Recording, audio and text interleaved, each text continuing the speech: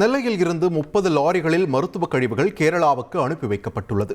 இது குறித்த கூடுதல் தகவல்களை எமது செய்தியாளர் ராமசுந்தரம் வழங்கிட கேட்கலாம். ராமசுந்தரம், வணக்கம். இந்த குப்பைகளை, குறிப்பாக இந்த மருத்துவ கழிவுகள் அகற்றும் பணிகள் முழுமையாக முடிந்து விட்டதா? விவரமான தகவல்களை பதிவு பண்ணுங்க.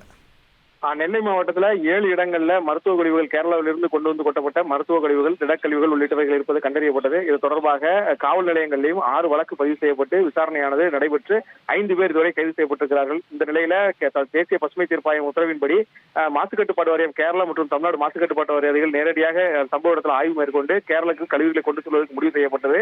நேற்றைய தினம் கேரளாவிலிருந்து IAS அதிகாரிகள் குழு நெல்லை வந்தடைந்தது.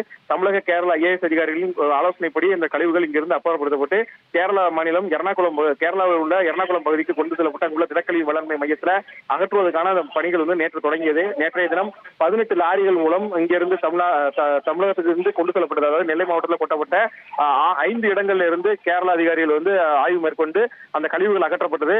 இன்றைய தினம் காலை முதல் 2 இடங்கள்ல அந்த கேரளா அதிகாரிகள் ஆய்வுப்படி அந்த குப்பைகள் அகற்றும் பணி, அதாவது மருத்துவ கழிவுகள் உள்ளிட்ட திடக்கழிவுகள் அகற்றும் பணி நடத்தப்பட்டது. தற்போது வரை 12 லாரிகள்ல அந்த கழிவுகள் ஏற்றப்பட்டு தமிழ்நாடு காவல்துறையுடைய பாதுகாப்போடு கேரள எல்லை வரை கொண்டு விடுவதற்கான ஏற்பாடுகள் செய்யப்பட்டு தற்போது இந்த லாரிகளும் புறப்பட்டிருக்கிறது. மொத்தமாக 30 லாரிகள் இதுவரைக்கும் கழிவுகள் ஏற்றப்பட்டு கேரளாவிற்கு கொண்டு செல்லப்பட்டிருக்கிறது.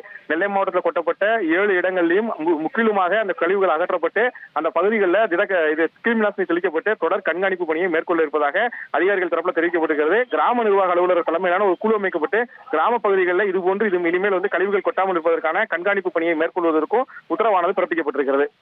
நன்றி ராமசுந்தரம், உங்களோட விரிவான தகவல்களுக்கு. செய்திகளை உடனுக்குடன் தெரிந்து கொள்ள உடனே சப்ஸ்கிரைப் பண்ணுங்க.